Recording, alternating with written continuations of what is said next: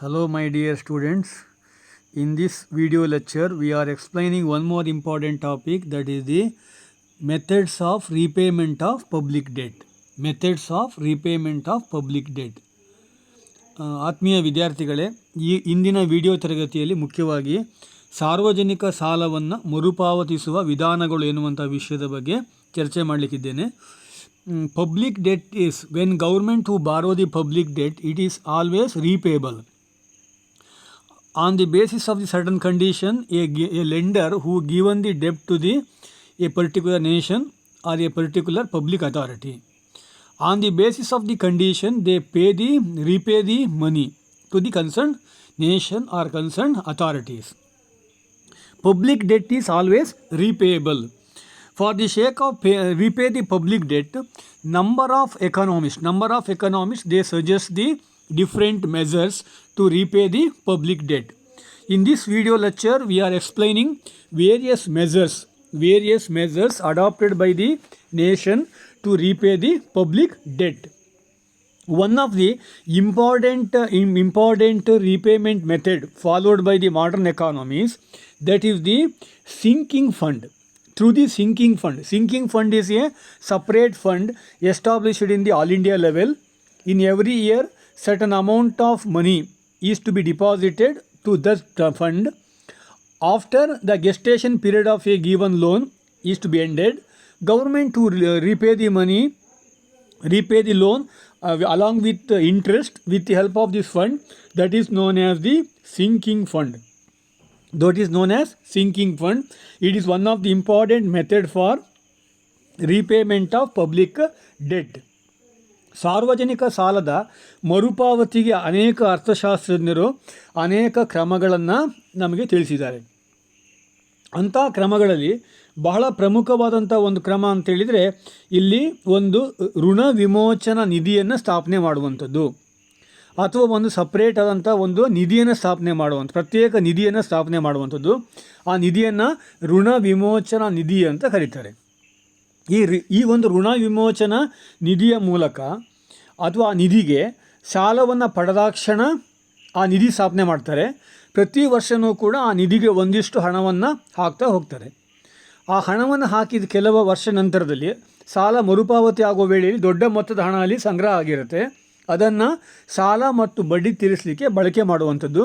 ಇದಕ್ಕೆ ನಾವು ಋಣ ವಿಮೋಚನಾ ನಿಧಿ ಅಂತ ಹೇಳ್ತೀವಿ. The sinking fund is classified into two groups. Number one is the certain fund. Number second is the uncertain fund. Sinking fund is a type of redemption of public debt. Sinking fund is classified into two groups. Number one is the certain fund. Certain fund is nothing but only specific amount of money.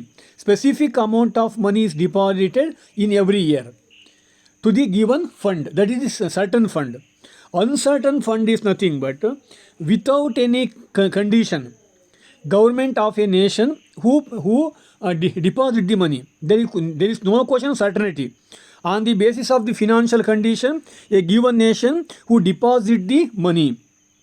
For example, in the year of 2019-20, because of the a good financial year, government to deposit more money. But in this year, because of the COVID situation, government deposited lesser amount of money. That is the uncertain fund.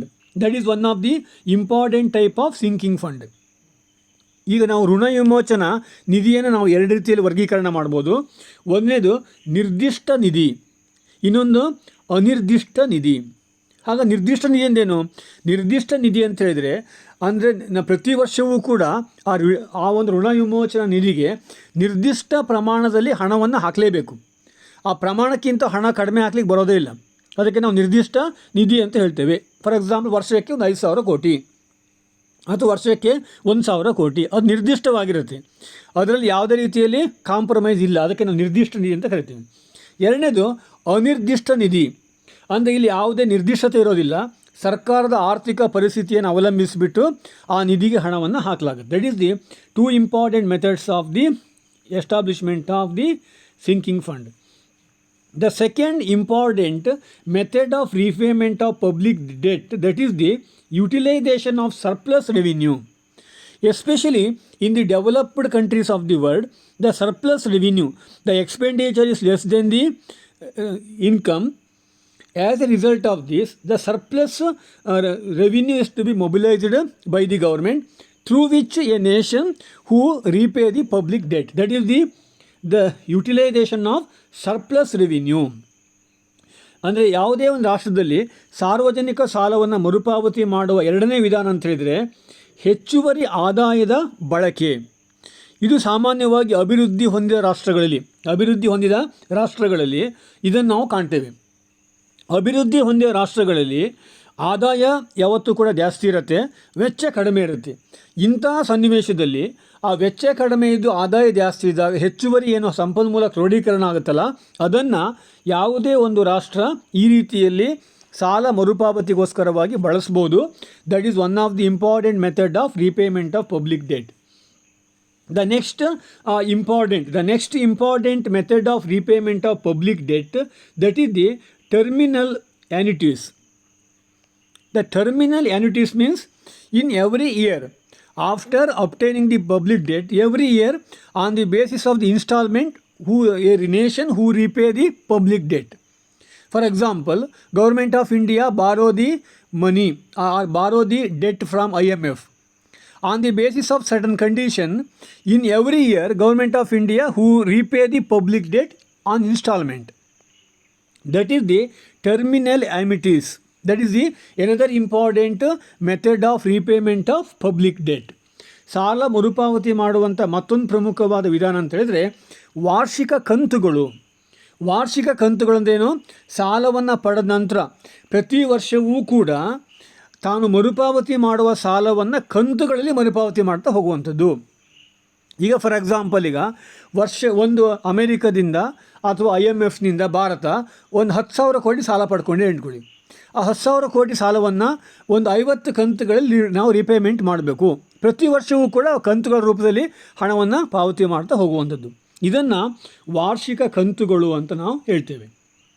That is one of the important method of the repayment of public debt. The next important method is the conversion of debt. Conversion of debt is nothing but, suppose a government authority who obtain the short-term loan for short-term purposes, but government is not able to repay the money because of the financial condition. Government request to concerned authority, the short-term loan is converted into the long-term loan. That is one of the important method of repayment of public debt. ಸಾಲ ಮರುಪಾವತಿ ಮಾಡುವಂಥ ಮತ್ತೊಂದು ಪ್ರಮುಖವಾದ ವಿಧಾನ ಯಾವುದು ಅಂತ ಹೇಳಿದರೆ, ಇಲ್ಲಿ ಸಾಲ ಪರಿವರ್ತನೆ ಅಂತೇಳೋದು ಸಾಲವನ್ನು ಮರುಪಾವತಿ ಮಾಡುವಂಥ ಮತ್ತೊಂದು ವಿಧಾನ. ಹಾಗೆ ಸಾಲ ಪರಿವರ್ತನೆ ಅಂದ್ರೇನು? ಸಾಲ ಪರಿವರ್ತನೆ ಅಂತ ಹೇಳಿದರೆ ಅಲ್ಪಾವಧಿಗೆ ಪಡೆದಂಥ ಸಾಲವನ್ನು ದೀರ್ಘಾವಧಿಗೆ ಪರಿವರ್ತನೆ ಮಾಡುವಂಥದ್ದು. ಈಗ ಫಾರ್ ಎಕ್ಸಾಂಪಲ್, ಈಗ ಭಾರತ ಸರ್ಕಾರ ಅಥವಾ ವಿಶ್ವ ಬ್ಯಾಂಕ್ನಿಂದ ಅಲ್ಪಾವಧಿ ಸಾಲವನ್ನು ಪಡ್ಕೊಂಡಿದೆ. ಈಗ ನಮಗೆ ಆರ್ಥಿಕ ಸಂಕಷ್ಟ ಇದೆ, ಅಲ್ಪಾವಧಿಯಲ್ಲಿ ಸಾಲ ಮರುಪಾವತಿ ಮಾಡಲಿಕ್ಕೆ ಆಗೋದಿಲ್ಲ. ವಿಶ್ವ ಬ್ಯಾಂಕನ್ನು ಭಾರತ ಕೋರಿಕೊಳ್ಳುತ್ತೆ, ನಮ್ಮ ಅಲ್ಪಾವಧಿ ಸಾಲವನ್ನು ದೀರ್ಘಾವಧಿ ಸಾಲಗಳಾಗಿ ಪರಿವರ್ತನೆ ಮಾಡಿ ಅಂಥೇಳಿ. ಅದಕ್ಕೆ ಇದು ಸಾಲ ಮರುಪಾವತಿಯ ಒಂದು ವಿಧಾನ. ಇದು ಪ್ರಮುಖವಾದಂಥ ಒಂದು ವಿಧಾನ ಅಂತ ನಾವು ಹೇಳಲಿಕ್ಕೆ ಬರುತ್ತೆ. The fifth important method of the repayment of public debt or redemption of public debt, that is the forced reduction of interest rate with the help of their political influence, with the help of their other type of influence. Sometimes a given government authority, they forcing the concerned nation to reduce the public debt.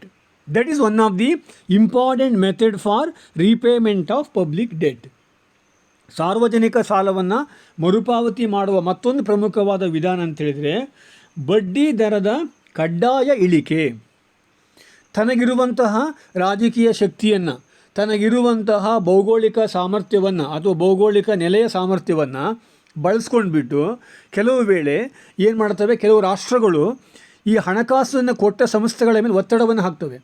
For example, ಈಗ ಭಾರತ ದೇಶಕ್ಕೆ ವಿಶ್ವ bank ಸಾಲವನ್ನು ಕೊಟ್ಟಿದೆ. ಭಾರತ ಅಮೇರಿಕದೊಡನೆ ಒಳ್ಳೆಯ ಸಖ್ಯವನ್ನು ಹೊಂದಿದೆ. ರಷ್ಯಾದೊಡನೆ ನಮ್ಗೆ ಒಳ್ಳೆ ಸಖ್ಯ ಇದೆ. ಏನು ಮಾಡುತ್ತೆ ಭಾರತ, ಅಮೇರಿಕ ರಷ್ಯಾವನ್ನು ಬಳಸ್ಕೊಂಡ್ಬಿಟ್ಟು ತನಗೆ ಕೊಟ್ಟಂಥ ಸಾಲದ ಮೇಲಿನ ಬಡ್ಡಿಯನ್ನು ಕಡಿಮೆ ಮಾಡುವಂತೆ ಅಮೇರಿಕದ ಮೇಲೆ ಅಥವಾ ಈ ಒಂದು ವಿಶ್ವಸಂಸ್ಥೆಯ ಮೇಲೆ ಒತ್ತಡವನ್ನು ಹಾಕುತ್ತೆ. ಇದರ ಮೂಲಕ ತಾನು ಪಡೆದ ಸಾಲದ ಬಡ್ಡಿಯನ್ನು ಕಡಿಮೆ ಮಾಡ್ಕೊಳ್ಳಿಕ್ಕೆ ಪ್ರಯತ್ನ ಮಾಡುತ್ತೆ. That is one of the important method of redemption of public debt. The next important method of redemption of public debt, that is the imposition of new tax. For the sake of repayment of public debt, sometimes government authorities who impose the new tax. With the help of the new tax imposition, government to obtain certain amount of money, those money is utilized for the repayment of public debt. That is one of the important way in which government who repay the public debt. ಸಾರ್ವಜನಿಕ ಸಾಲವನ್ನು ಮರುಪಾವತಿ ಮಾಡುವ ಮತ್ತೊಂದು ವಿಧಾನ ಅಂತ ಹೇಳಿದರೆ ಹೊಸ ತೆರಿಗೆಯನ್ನು ವಿಧಿಸುವುದು. ಹೊಸದಾಗಿ ತೆರಿಗೆಯನ್ನು ವಿಧಿಸುವಂಥದ್ದು. ತನ್ನ ದೇಶದ ಪ್ರಜೆಗಳ ಮೇಲೆ ಹೊಸದಾಗಿ ತೆರಿಗೆಯನ್ನು ಹಾಕಿಬಿಟ್ಟು ಆ ತೆರಿಗೆಯ ಮೂಲಕ ಬಂದಂಥ ಸಂಪನ್ಮೂಲವನ್ನು ನಾವು ಸಾಲ ತೀರಿಸಲಿಕ್ಕೆ ಬಳಸುವಂಥದ್ದು. ಇದು ಸಾಲ ಮರುಪಾವತಿಯ ಮತ್ತೊಂದು ವಿಧಾನ. ಆ ವಿಧಾನ ಯಾವುದು ಅಂದರೆ imposition of new tax. The next important method of repayment of public debt, that is the capital levy. Capital levy is a traditional method for repayment of public debt on the capital assets held by the rich people. Government who impose the extra burden, that is known as capital levy. Capital levy is nothing but it is a extra tax is to be imposed on capital assets. Extra tax imposed on capital assets, that is known as capital levy. That is one of the important method for redemption of public debt. The next important method of redemption of public debt, that is the repudiation of debt. Repudiation of debt means deny the repayment of public debt. Especially in the democratic countries it is not possible, but at the time of after the First World War, in between the First World War and Second World War, Germany is a country, they follow this type of method. That is the method is repudiation of public debt, or deny to repay the public debt. It is also one of the important method followed by some countries to repay the public debt. ಸಾಲವನ್ನು ಮರುಪಾವತಿ ಮಾಡಲಿಕ್ಕೆ ಇರುವಂಥ ಮತ್ತೊಂದು ಪ್ರಮುಖವಾದ ವಿಧಾನ ಅಂತ ಹೇಳಿದರೆ ಸಾಲ ನಿರಾಕರಣೆ. ಪಡೆದುಕೊಂಡ ಸಾಲವನ್ನು ಹಿಂತಿರುಗಿ ನಾವು ಕೊಡೋದಿಲ್ಲ ಅಂತ ಹೇಳಿ ನಿರಾಕರಿಸುವಂಥದ್ದು. ಹೇಗೆ ವ್ಯಕ್ತಿಗಳು ಹೇಗೆ ಮಾಡ್ತಾರೆ, ಅದೇ ರೀತಿಯಲ್ಲಿ ಸರ್ಕಾರವೂ ಕೂಡ ಕೆಲವು ವೇಳೆ ಈ ಕೆಲಸವನ್ನು ಮಾಡುತ್ತೆ. 1 ಮತ್ತು 2ನೇ ಮಹಾಯುದ್ಧದ ವೇಳೆಯಲ್ಲಿ ಜರ್ಮನಿಯ ಅಂದಿನ ಸರ್ಕಾರ ಈ ಒಂದು ಕ್ರಮವನ್ನು ಅನುಸರಿಸಿತ್ತು. ಇದರಿಂದ ಆ ಸರ್ಕಾರದ ಮೇಲೆ ಅನೇಕ ರೀತಿಯ ಕೆಟ್ಟ ಪರಿಣಾಮಗಳು ಕೂಡ ಉಂಟಾದವು. ಇದು ಸಾಮಾನ್ಯವಾದಂಥ ಒಂದು ವಿಧಾನ ಅಲ್ಲ. ಇದು ಕೆಲವೇ ವಿಶಿಷ್ಟವಾದ ಸನ್ನಿವೇಶಗಳಲ್ಲಿ ಇಂಥ ಒಂದು ವಿಧಾನವನ್ನು ಬಳಕೆ ಮಾಡಲಾಗುತ್ತೆ. That is also one of the important method of the redemption of public debt. The last important method that is widely used in the modern economy for the sake of repayment of public debt, that is through the annual budget. With the help of the annual budget, every government authorities, they try to repay the money at the time of allocation of resources to each and every department. Government consider that the repayment of public debt is also a department. Some amount of money is to be allocated to that department, through which they are able to repay the public debt. ಇನ್ನೊಂದು 9ನೇ ಪ್ರಮುಖವಾದ ವಿಧಾನ ಯಾವುದು ಅಂತ ಹೇಳಿದರೆ ವಾರ್ಷಿಕ ಮುಂಗಡ ಪತ್ರದ ಮೂಲಕ. ಪ್ರತಿ ವರ್ಷವೂ ಕೂಡ ಸರ್ಕಾರಗಳು ಮುಂಗಡ ಪತ್ರವನ್ನು ರಚನೆ ಮಾಡ್ತವೆ ಮತ್ತು ಅನುಷ್ಠಾನಕ್ಕೆ ಕೂಡ ತರ್ತವೆ. ಆ ಮುಂಗಡ ಪತ್ರದಲ್ಲಿ ಬೇರೆ ಬೇರೆ ಇಲಾಖೆಗಳಿಗೆ ಹಣವನ್ನು ಕ್ರೋಢೀಕರಣ ಮಾಡಿದ ಹಾಗೆ ಈ ಒಂದು ರೀತಿಯಲ್ಲಿ ಅಂದರೆ ಈ ಸಾಲ ಮರುಪಾವತಿಗೋಸ್ಕರವಾಗಿಯೂ ಕೂಡ ಒಂದಿಷ್ಟು ಹಣವನ್ನು ತೆಗೆದಿರಿಸಿ ಆ ಹಣವನ್ನು ಸಾಲ ಮರುಪಾವತಿಗೋಸ್ಕರವಾಗಿ ಬಳಕೆ ಮಾಡುವಂಥ ಮೂಲಕ ಸಾಲವನ್ನು ಮರುಪಾವತಿ ಮಾಡಲಾಗುತ್ತೆ. That is the another important method of redemption of public debt. These are the various methods. Methods followed by the economies of the world to repay the public debt. ಇವೆಲ್ಲವೂ ಕೂಡ ಸಾರ್ವಜನಿಕ ಸಾಲವನ್ನು ತೀರಿಸಲಿಕ್ಕೆ ಆಧುನಿಕ ಸರ್ಕಾರಗಳು ಬಳಸುವಂಥ ಅನೇಕ ವಿಧಾನಗಳಾಗಿವೆ. ಪ್ರತಿಯೊಂದು ವಿಧಾನವೂ ಕೂಡ ದೇಶದ ಆರ್ಥಿಕ ಪರಿಸ್ಥಿತಿ, ಸನ್ನಿವೇಶಗಳು ಅವುಗಳನ್ನು ಅವಲಂಬಿಸಿರುತ್ತೆ. ಇದು ಎಲ್ಲ ದೇಶಗಳಲ್ಲೂ ಕೂಡ ಇಂಥದೇ ಮೆಥಡನ್ನು ಅನುಸರಿಸಬೇಕು ಅಂತ ನಿಯಮ ಇಲ್ಲ. ಒಟ್ಟಾರೆಯಾಗಿ ಪಡೆದಂಥ ಸಾಲವನ್ನು ಹಿಂತಿರುಗಿಸುವಂಥ ಜವಾಬ್ದಾರಿ ಪ್ರತಿಯೊಂದು ರಾಷ್ಟ್ರದ ಮೇಲೂ ಕೂಡ ಇರುತ್ತೆ. ಹಾಗಾಗಿ ತನ್ನ ಆರ್ಥಿಕ ಪರಿಸ್ಥಿತಿಯನ್ನು ನೋಡಿಕೊಂಡು ತನ್ನ ಆರ್ಥಿಕ ಸ್ಥಿತಿಗತಿಗಳು, ದೇಶದ ಪ್ರಚಲಿತ ವಿದ್ಯಮಾನಗಳು ಇವುಗಳನ್ನು ನೋಡ್ಕೊಂಡ್ಬಿಟ್ಟು ಸಾಲವನ್ನು ಮರುಪಾವತಿ ಮಾಡಲೇಬೇಕಾದಂಥ ಹೊಣೆಗಾರಿಕೆ ಪ್ರತಿಯೊಂದು ರಾಷ್ಟ್ರದ ಮೇಲೂ ಕೂಡ ಇರುತ್ತೆ. That is about the concept of redemption of public debt. Thank you.